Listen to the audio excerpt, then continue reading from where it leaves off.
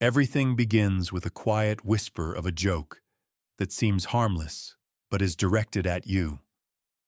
Then comes a shift in the tone of the room, a prolonged gaze, a smile hiding something dark. Most people do not pay attention to this, brushing it off and convincing themselves that it is not worth reacting until it happens again, louder, more frequently, in public. By the time they feel the need to respond, it is already too late, for the ignored disrespect becomes approved, and no one understood this better than Machiavelli. In a world obsessed with power, reputation, and dominance, he knew that respect is not something that is earned, but rather something that is imposed.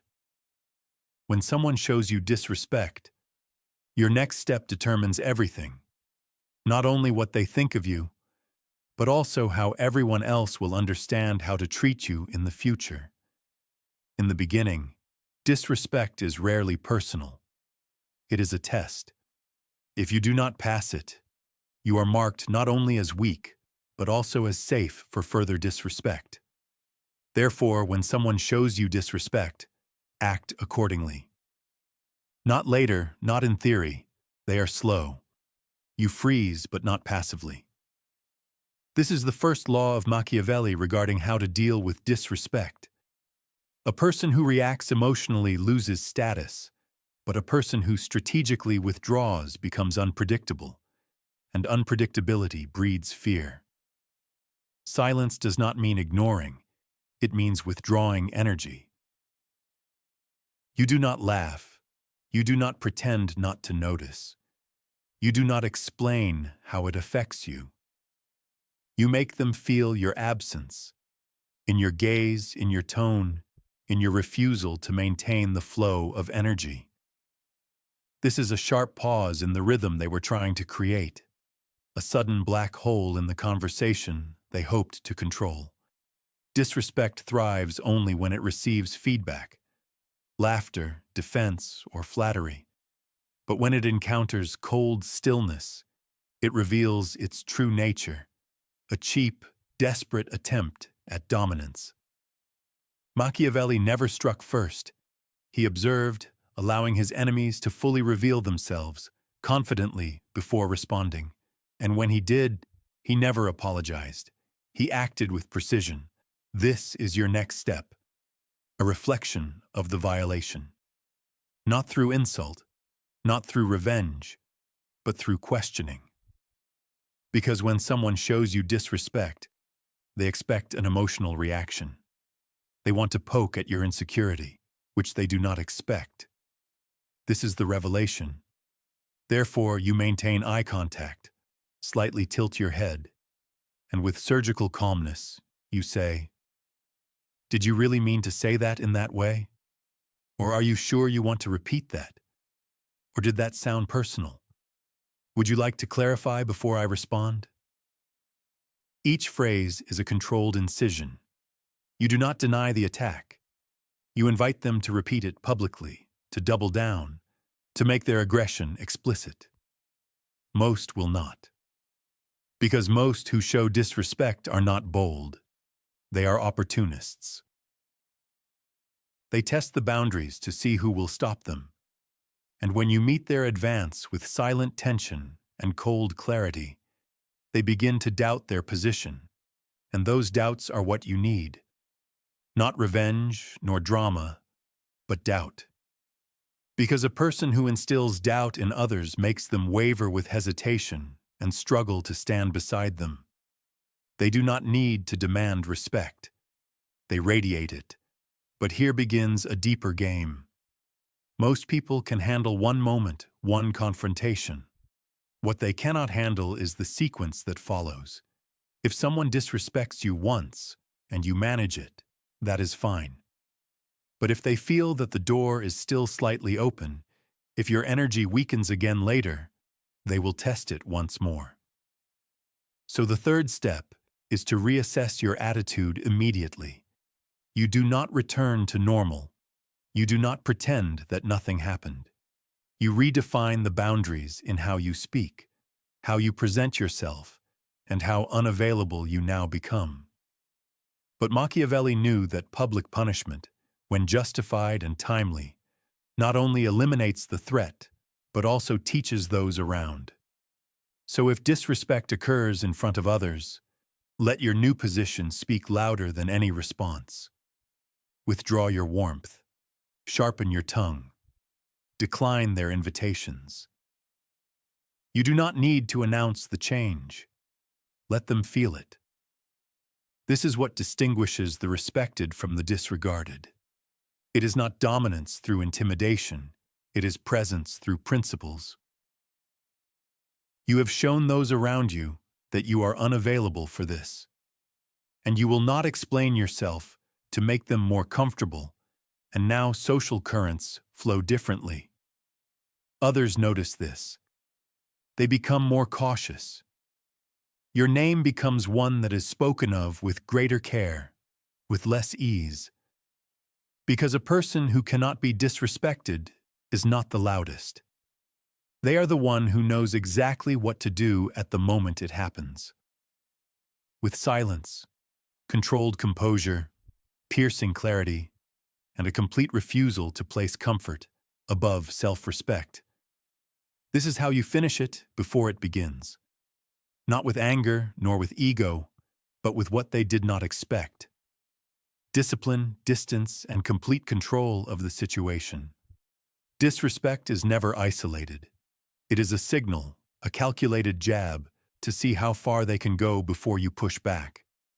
And once you allow one infraction, like one insulting comment disguised as a joke, one subtle disregard, or one insincere compliment laced with venom, you teach everyone in the room what your silence is worth.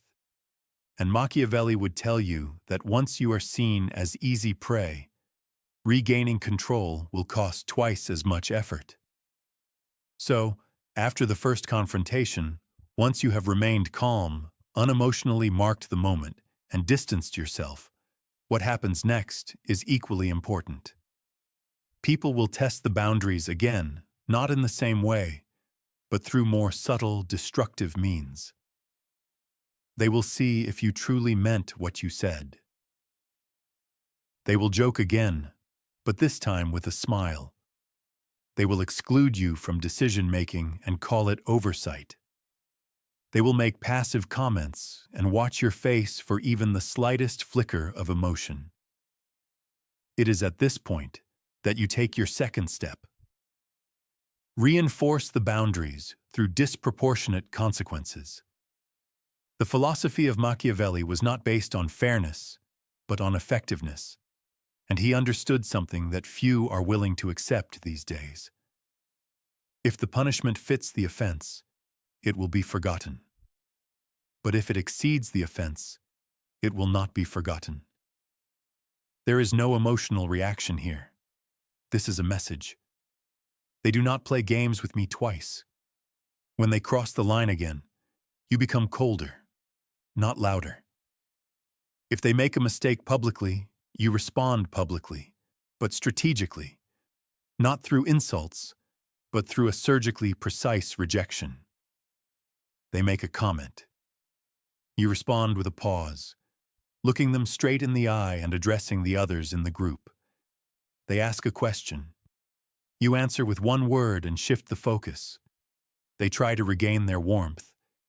You give them the social equivalent of a closed door, politely, formally, distantly. This is not aggression. It is detachment. You are not trying to defeat them. You demonstrate something more frightening.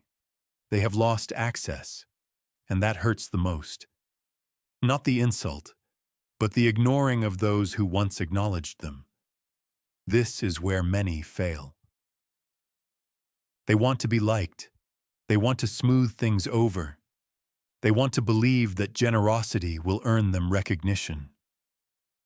But Machiavelli would have laughed at this, because respect is earned not through forgiveness, but through carefully calculated consequences expressed in silence while they are angry. And this is where your real advantages begin. People are watching. They always see the moment of disrespect. They see how you react, and now they are paying attention. Will you revert to the old ways, or truly show what you have demonstrated?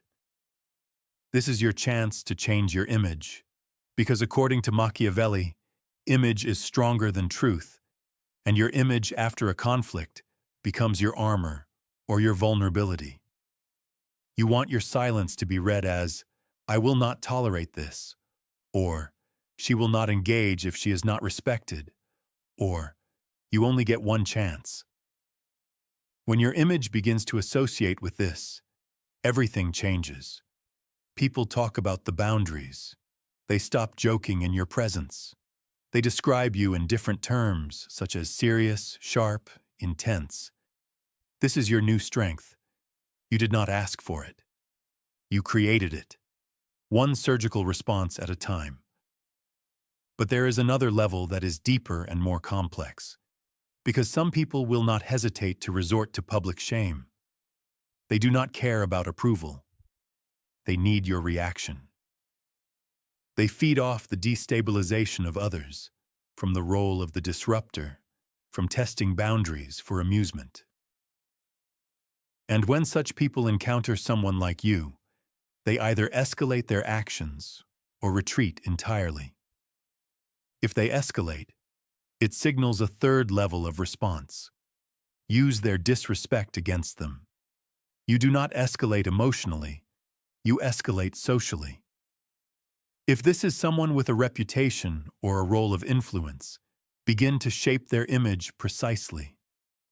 Use their behavior against them, loudly or subtly, but always with control. For example, you might say, "That is an interesting joke. Do you talk like that at work too?" Or, "If you communicate like that with friends, I can only imagine how you speak to strangers." It is surprising that you even said that out loud. You are not arguing. You are emphasizing. You are making them carry their words in front of others. In such moments, their confidence begins to wane.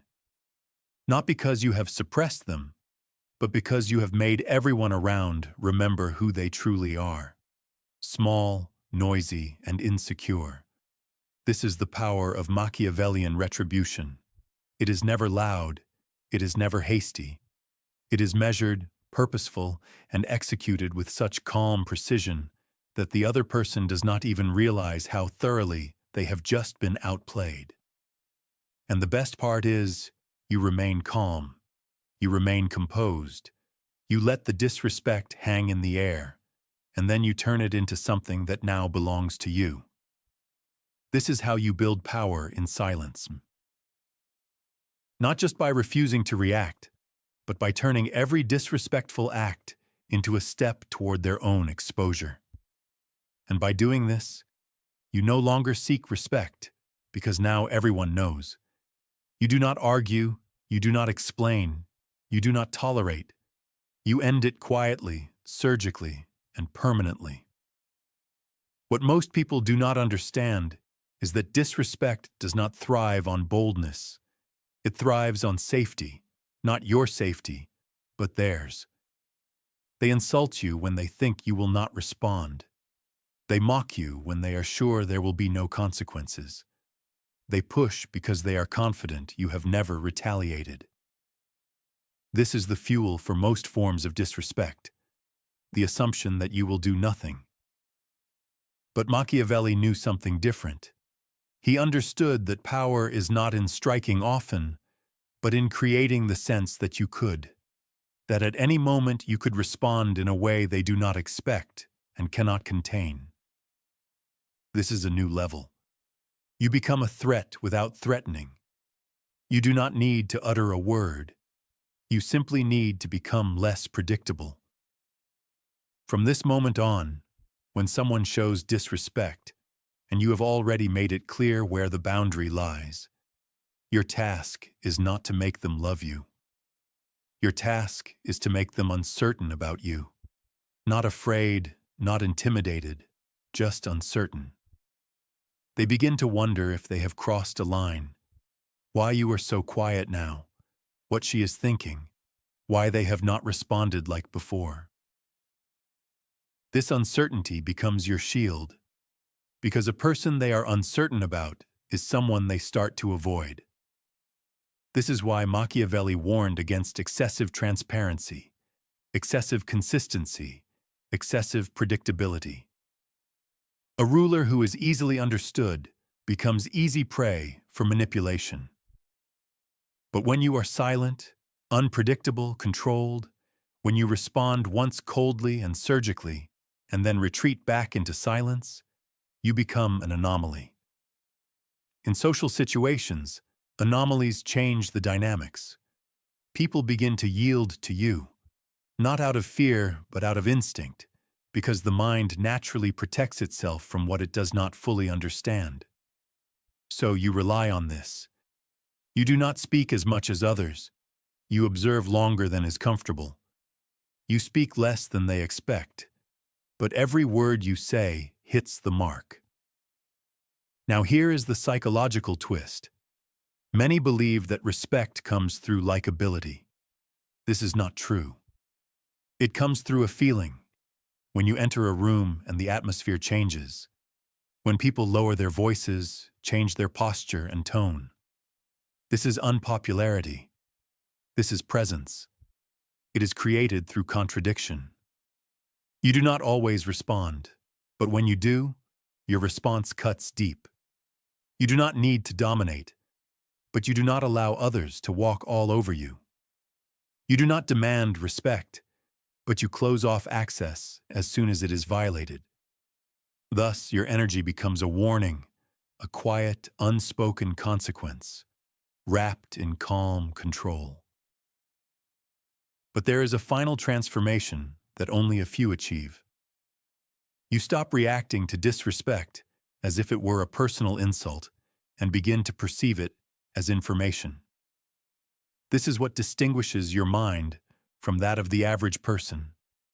They hear an insult and feel pain. You hear it and think, aha, here is their weak spot. They mock you, but you do not flinch because you see through it. You read the need behind the disrespect. Uncertainty, envy, fear, projection, a desperate attempt to assert control where they have none. In the final turning of power, when someone disrespects you, it reveals them, not you. You take note of it, remember it, and move forward not with forgiveness, but with calculation. You consider whether they should continue to have access to you, whether they need to be isolated publicly or privately. You decide whether to use them to send a message to others or to allow them to fade away quietly. You no longer play emotional chess. You organize your position.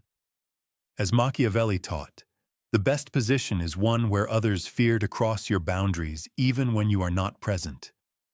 That is when you have won, not when people admire you or never praise you, but when your absence holds the same significance as your presence. Because those who are never respected are not always the loudest. They are the ones who have made disrespect too costly, not through rage, not through noise, but through the disciplined silence of disproportionate consequences and unwavering self-assertion. You do not need to play social games like they do. You play the game of power. And when you do, everything changes. People hesitate before crossing your path. Their jokes change tone. Their words soften. Their energy recalibrates because now they know you are not here to fit in. You are here to be respected.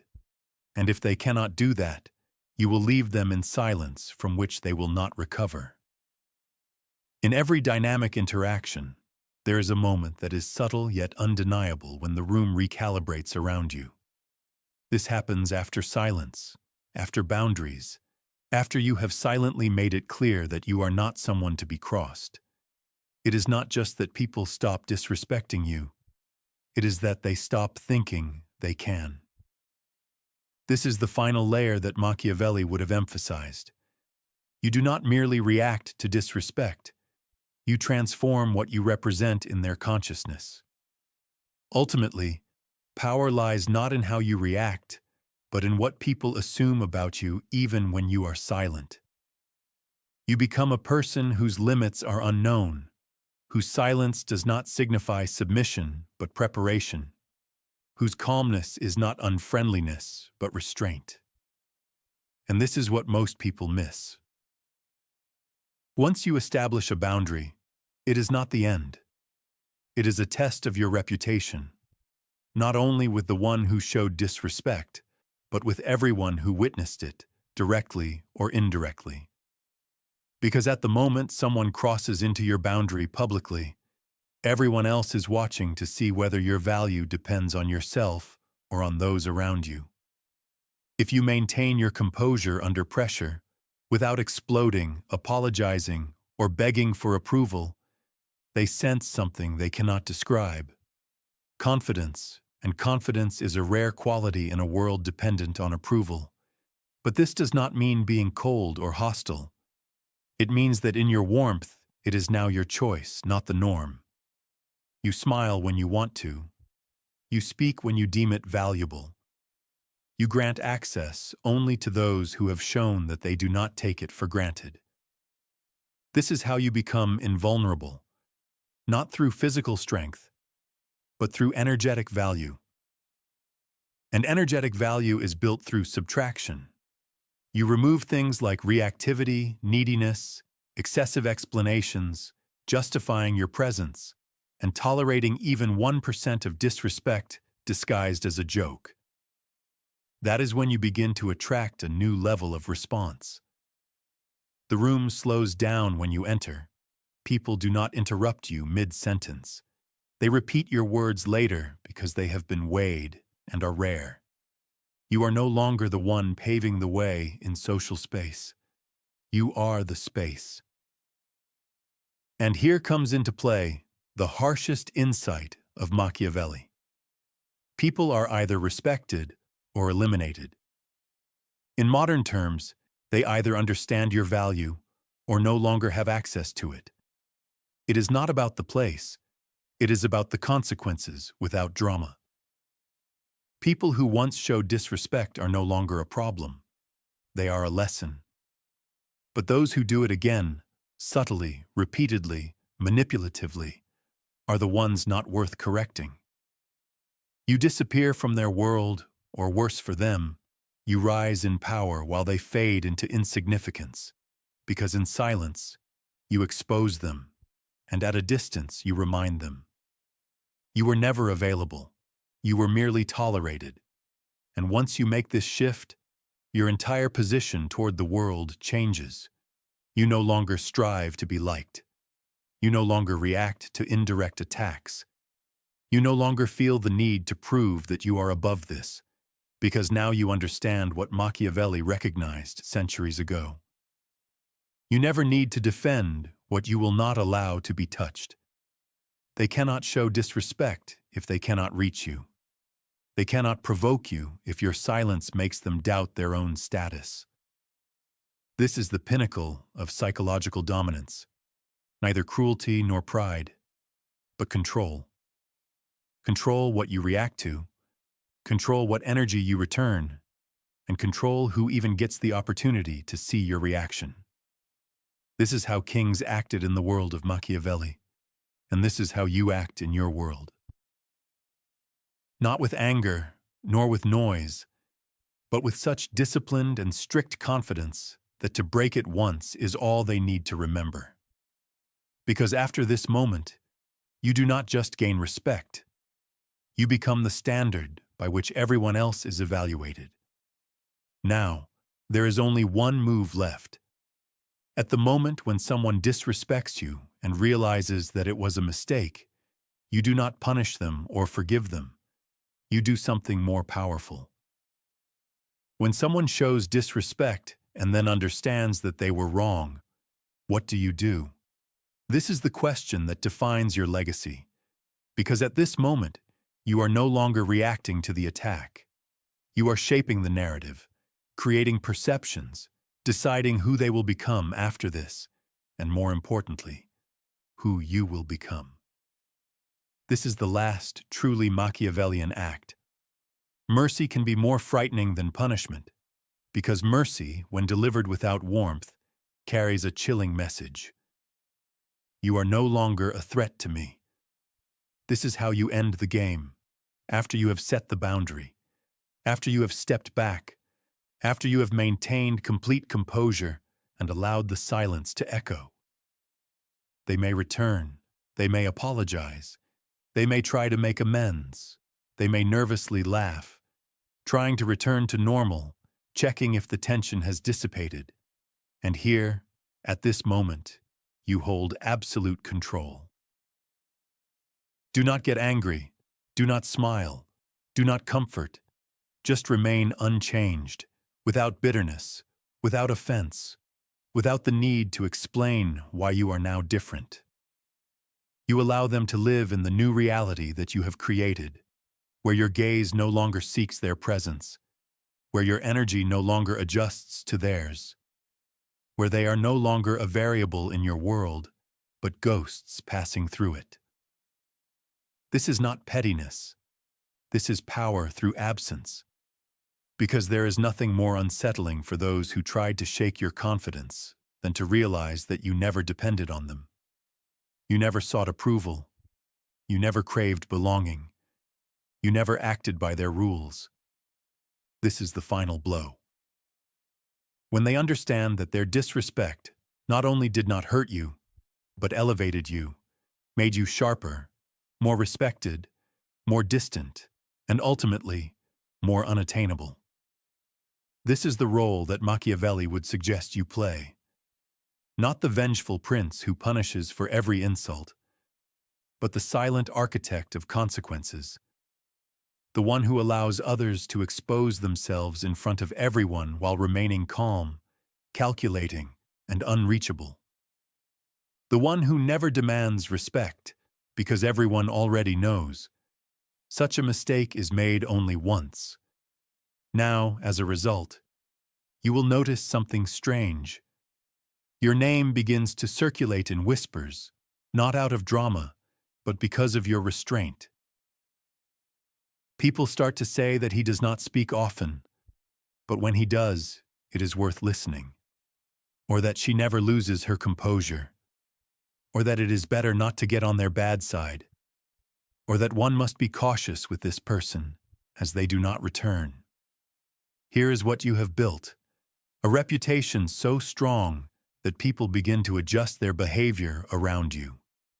They double-check their tone, reconsider their phrasing, and wonder if you are observing them, not out of fear, but because your energy now carries weight. From this moment on, you no longer need to fight for respect, because you have proven something rarer than dominance. You have mastered the art of selective presence.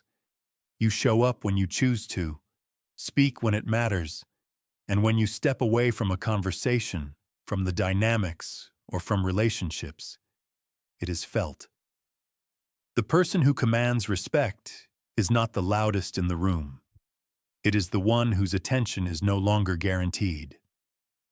So let them talk. Let them speculate. Let them puzzle over what you will do next. Because they already know that if they cross a line, you will not explain, you will not argue, you will not chase after them. You will simply disappear, and that silence will resonate louder than any objection forever.